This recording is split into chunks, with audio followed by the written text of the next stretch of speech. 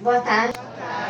Eu sei que é um horário que já está todo mundo ficando um pouquinho mais cansado, né? Mas é uma alegria sempre estar aqui, né? Já tem, né? Eu vim em quase todos os seminários, né? Teve, se não me engano, um que eu não pude vir, né? E é sempre uma alegria estar aqui porque a Maria Helena, o Dr. Samuel, eles sempre têm esse cuidado, esse carinho de trazer o protagonismo para nós com EB, para nós pessoas com doenças raras. Né? Infelizmente, não são todas as pessoas, não são todos os profissionais de saúde que reconhecem isso. Né? Felizmente, a área da enfermagem é a área mais acolhedora que tem, né? Porque vocês realmente, né? Por ter esse contato mais próximo, né? Na cultura de vocês, no aprendizado de vocês, vocês já aprenderam, né? Sobre essa questão do protagonismo das pessoas com alguma doença. Né? E nós somos capazes de também trazer conhecimento, porque os profissionais de saúde, por mais boa intenção que têm, eles estudam muita teoria, tem a parte prática, mas é uma parte prática ali uma vez por semana, uma vez por mês, a cada 3 meses, dependendo da profissão, né? E somos nós que estamos no dia a dia, né? Então nós temos muito conhecimento para agregar, para a gente somar, né, o saber teórico com o saber prático e colocarmos tudo isso em harmonia, né, e trabalharmos juntos. Eu queria passar um pouquinho para vocês, um pouquinho sobre a questão de vivência, não só minha, mas de muitos anos acompanhando famílias, né, da associação lá do Distrito Federal, lá do Centro-Oeste, que nós somos Distrito Federal e Goiás, e também vivências de famílias do Brasil inteiro que entram em contato comigo por meio das redes sociais. Né? Então, tem muitas histórias aí para compartilhar. Né? Bem, acho que a primeira coisa mais importante, alguns assuntos já foram comentados aqui, que são de fundamental importância.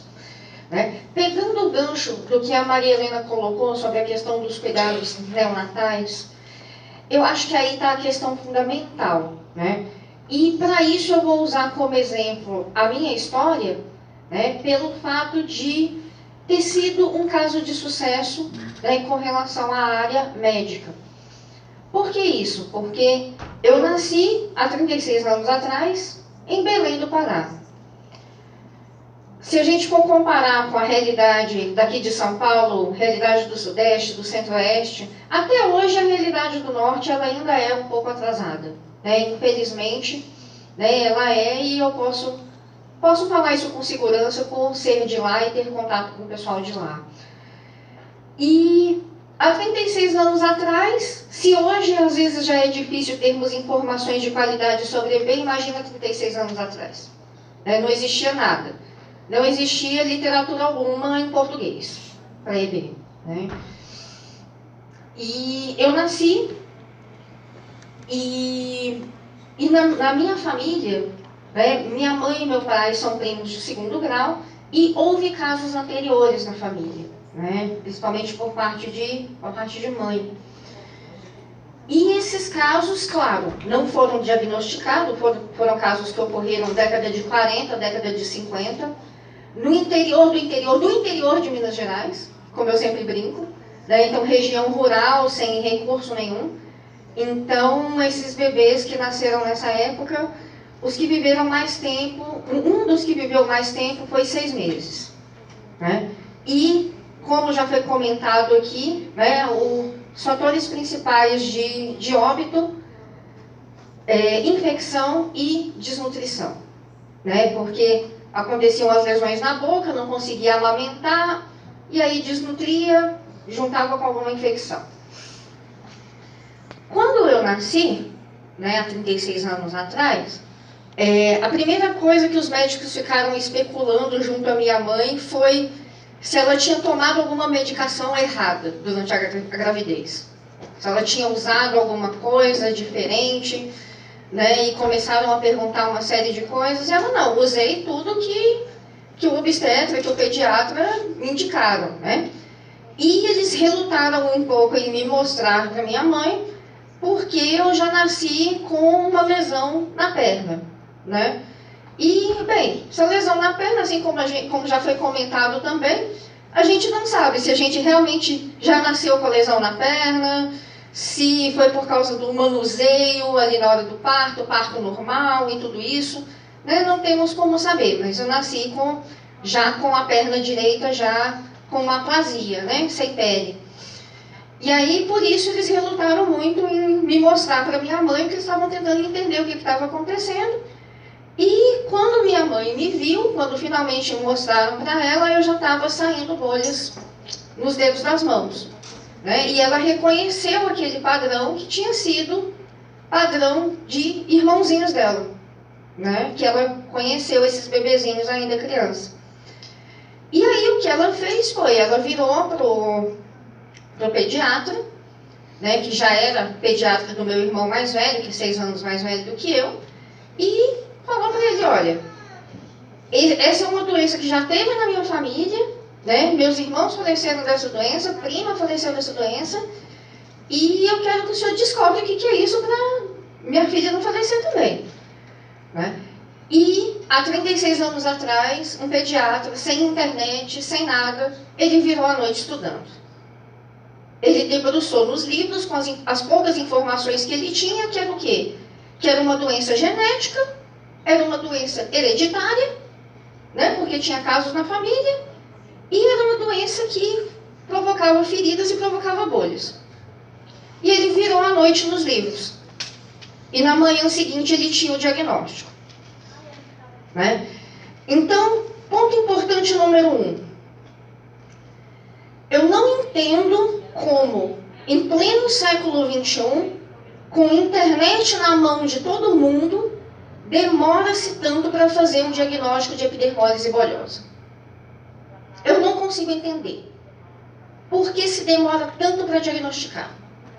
Sendo que você tem milhões de fotos na internet, sendo que você tem milhões de informações, hoje já em português, em inglês, no idioma que você quiser. E eu não sei por que demoram tanto para diagnosticar, um diagnóstico clínico. Segundo ponto, quando ele chegou no hospital, né, e passou para minha mãe que ele já tinha o diagnóstico clínico, primeira coisa que ele fez, vai para casa.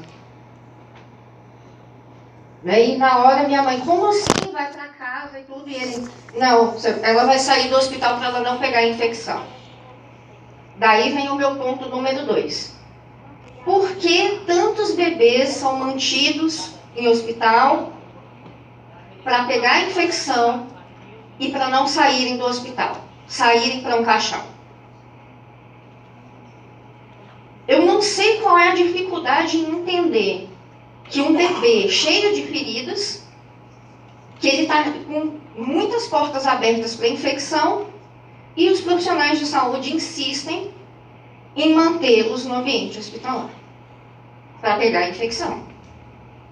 E aí, infelizmente, na maioria dos casos, até que a gente sabe do caso, alguns dias depois que a gente chega até o hospital, né, até que graças a Deus hoje, devido ao nosso trabalho lá em Brasília, os bebês que nascem na rede pública, a informação até que chega rápido para a gente hoje, normalmente em menos de uma semana a gente já tem a informação de que esse bebê nasceu na rede pública, mas está ele lá hospitalizado.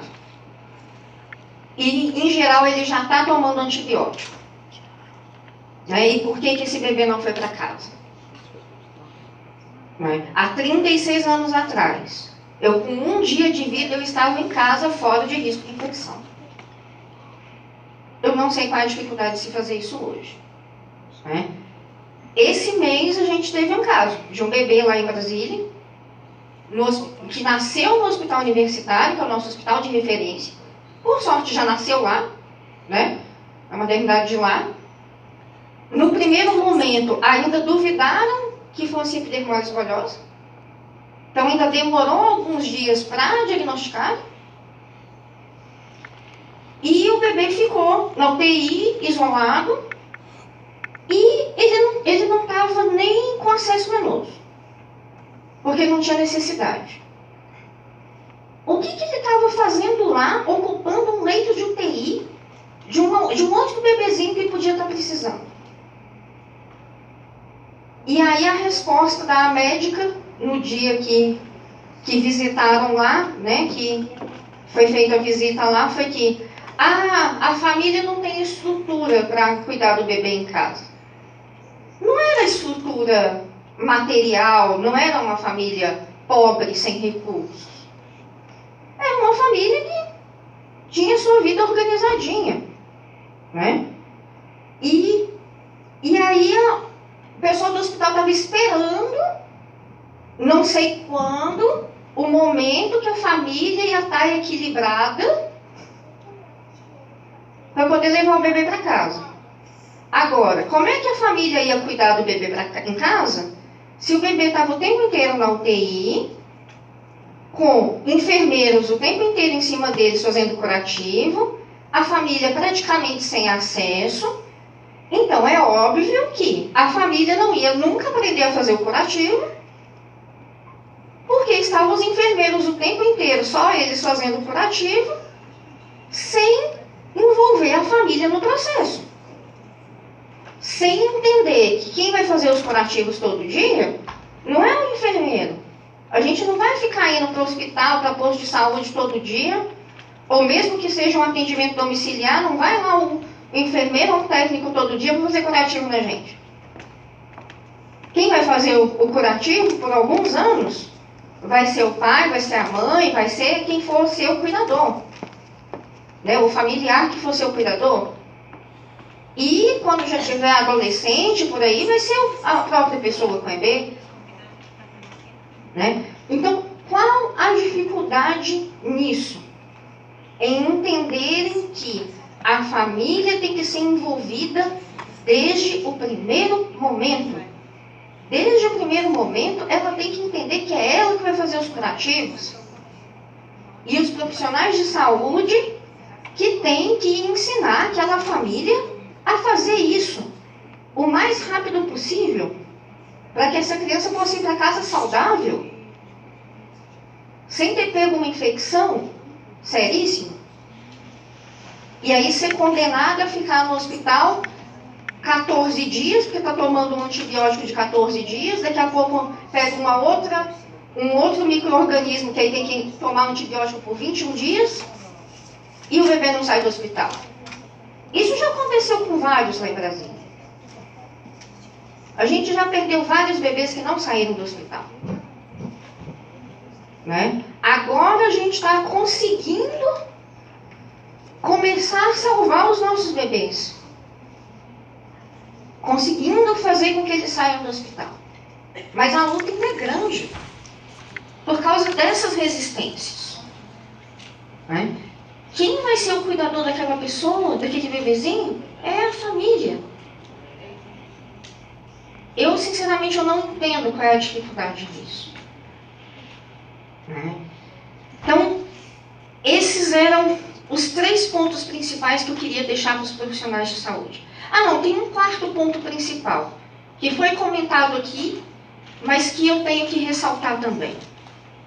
A questão das bolhas. Nós compreendemos que existe todo o ensinamento com relação às bolhas de queimadura, que elas não podem ser drenadas por uma série de motivos. Mas qualquer literatura do mundo que você pegar sobre EB, uma das primeiras coisas que está dizendo é: drene as bolhas.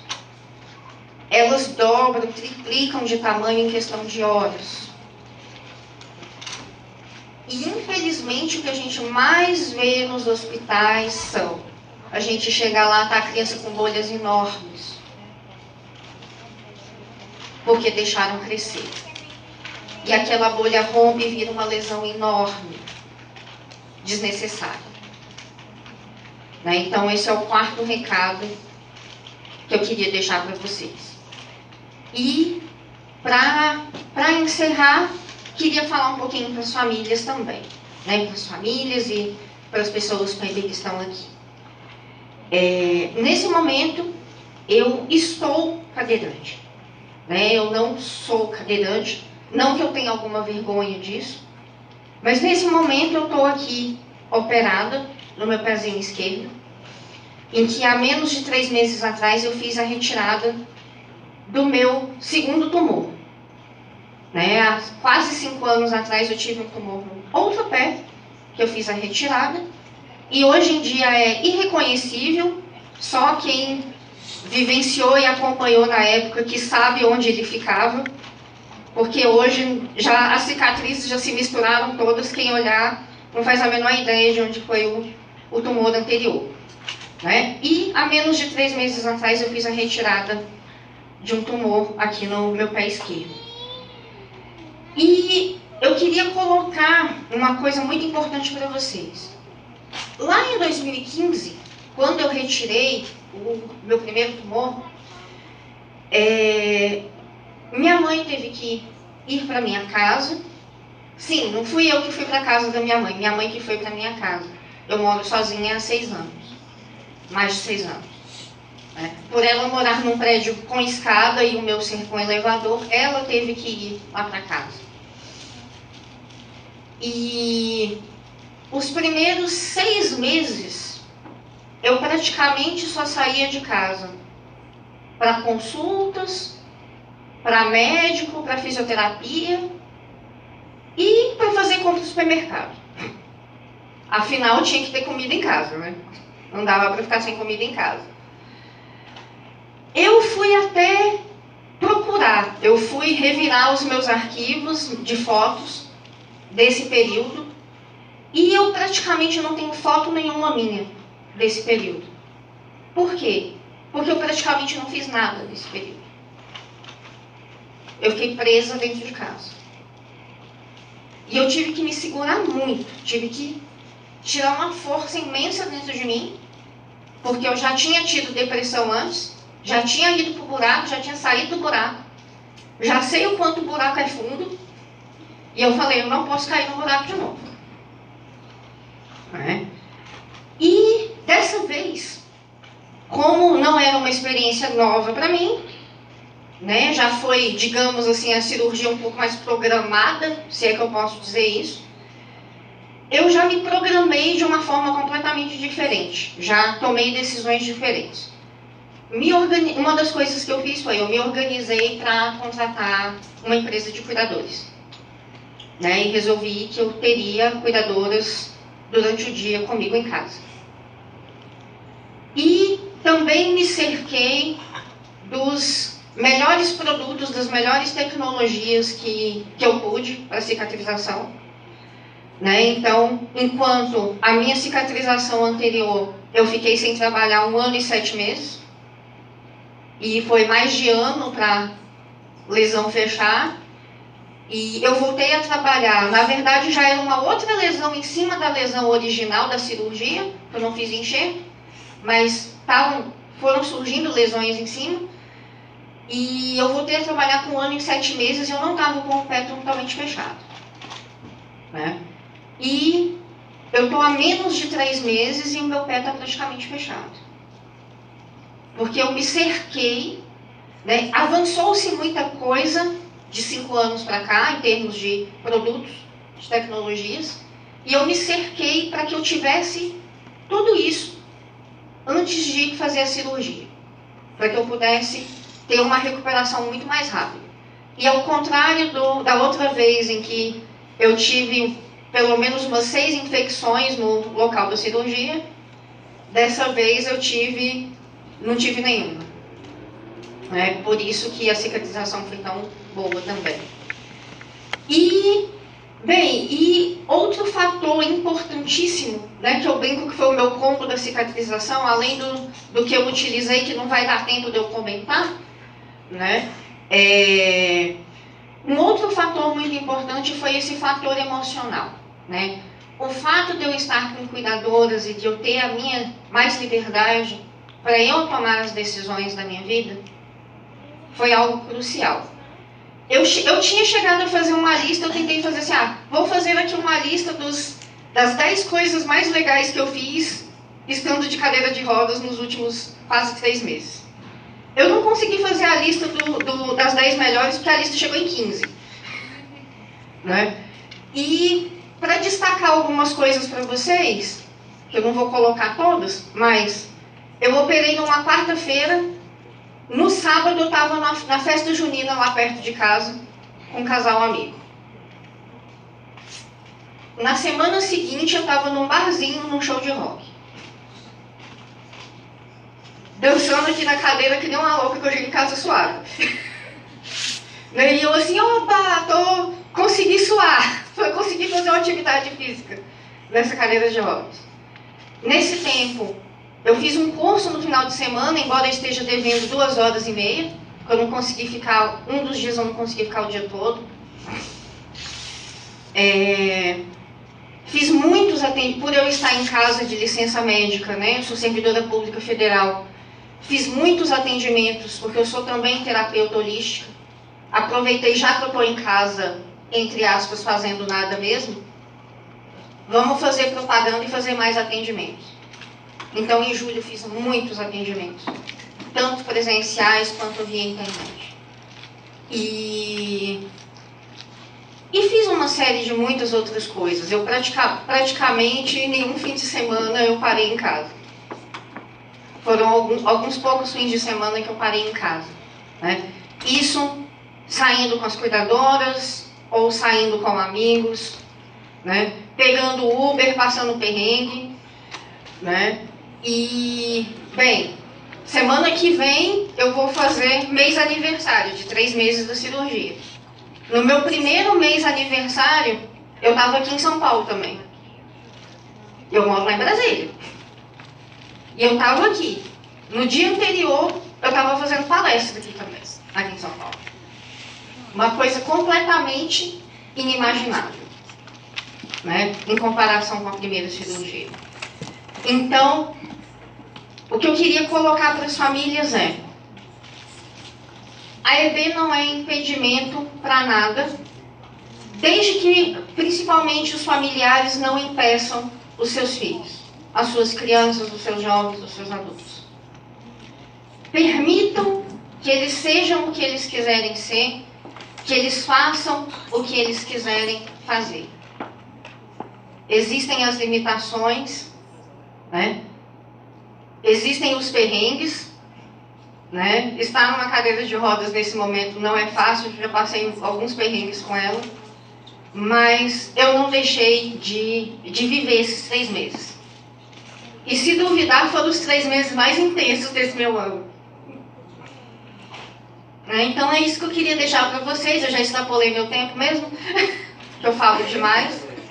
Então, muito obrigada a todo mundo e uma excelente tarde para vocês. E que sejamos todos felizes. Obrigada.